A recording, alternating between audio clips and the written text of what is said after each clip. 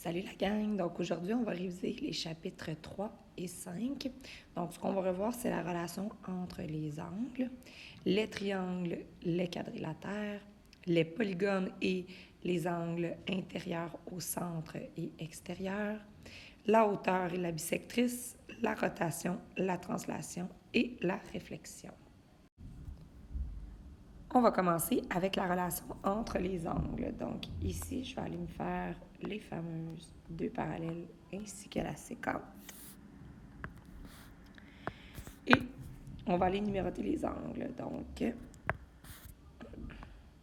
2, 3, 4, 5, 6, 7 et 8. Donc, on a vu ensemble les angles alternes, internes. On a vu les angles alternes, externes. On a vu ensemble les angles correspondants. On a vu ensemble les angles opposés par le sommet. Là, attention, je ne mets pas les noms longs. Là. Si vous avez de l'espace, gênez-vous pas. Mais moi, je pense que je n'ai pas. Et finalement, on va voir ensemble les angles supplémentaires et puis complémentaires. Donc, les angles alternes et internes sur le dessin, il y en a plusieurs. Je vais en nommer une paire, mais en attendant, tu peux peut-être trouver, il y en a deux paires possibles. Donc, moi, je vais aller écrire 3 et 6. Mais 5 et 4 auraient pu aussi être possibles. Dans les angles alternes externes, donc je te rappelle, moi je vais faire une petite pause. Alterne interne, il faut qu'il soit à l'intérieur, donc entre mes deux parallèles ici. C'est pour ça que je dis 3 et 6, 4 et 5. Mes angles alternes externes, ils sont à l'extérieur de mes parallèles. Comme par exemple ici, je te laisse trouver 1 et 8. Il y a aussi 2 et 7 qui seraient possibles. Correspondance, pas écrit à l'intérieur ou à l'extérieur. Donc, il y en a un à l'intérieur, un à l'extérieur et ils sont du même côté. Donc, plusieurs possibilités. Moi, je vais mettre 1 et 5, mais il y a aussi 3 et 7, ou il y a 2 et 6, ou il y a 4 et 8. Les angles opposés par le sommet, il y en a plusieurs. Souvenez-vous, c'est notre fameux sablier. Donc, ici, je pourrais dire, par exemple, 1 et 4. Donc, tous les angles que je viens de nommer. Les angles alternes internes, alternes externes et correspondants vont être isométriques, ce qui veut dire de la même mesure si les deux droites sont parallèles. Donc, ces deux droites-là ici, s'ils sont parallèles, ils vont être isométriques, c'est-à-dire de même mesure.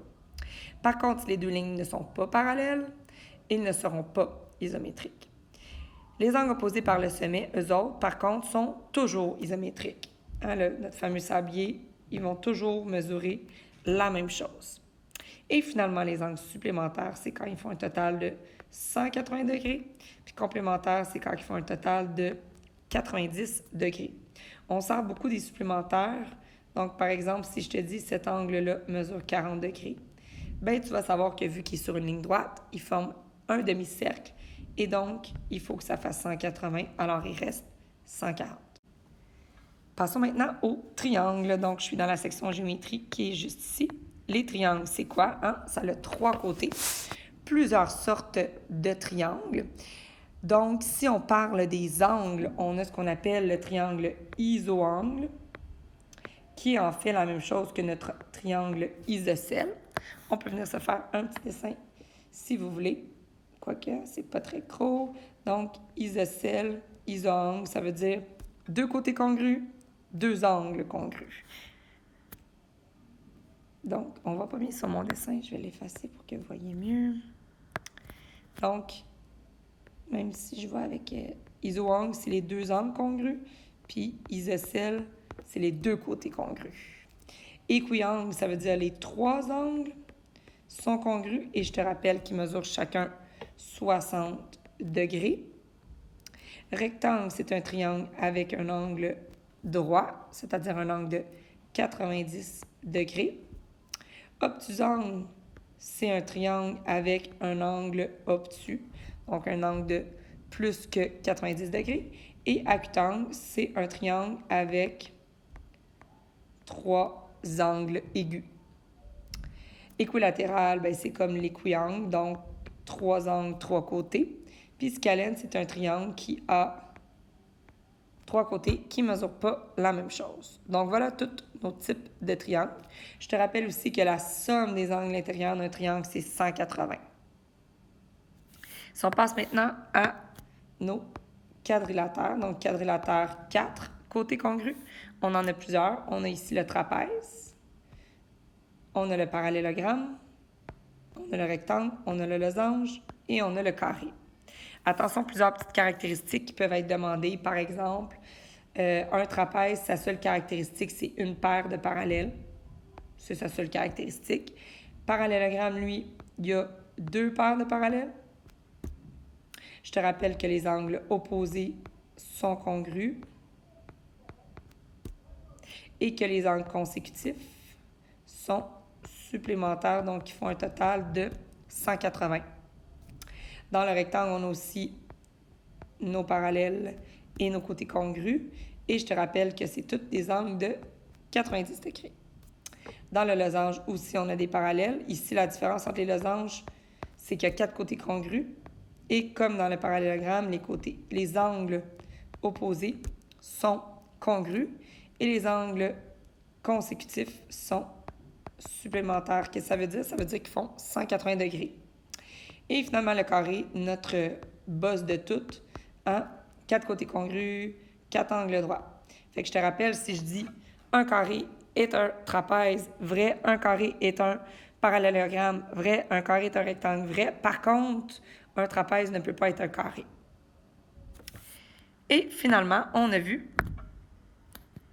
nos polygones réguliers. Donc, qu'est-ce que les polygones réguliers? C'est des polygones avec plusieurs côtés. Régulier veut dire que chaque côté et chaque angle mesure la même chose. Dans nos polygones, on a vu les angles au centre.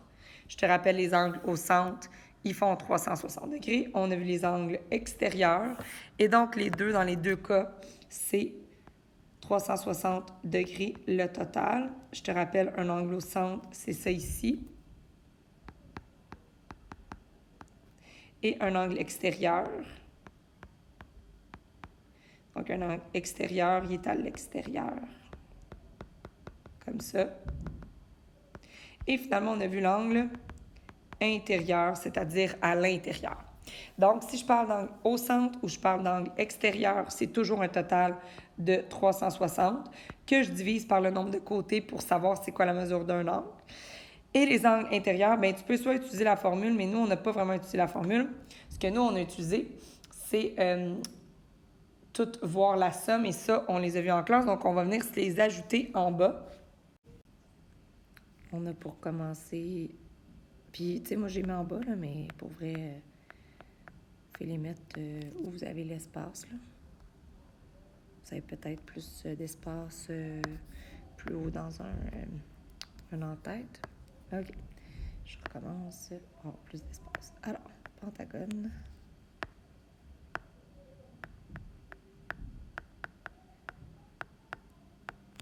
Je vais essayer de toutes les écrire. Puis après ça, on ira se mettre les angles. Donc, hexagone, heptagone, octogone, diagone,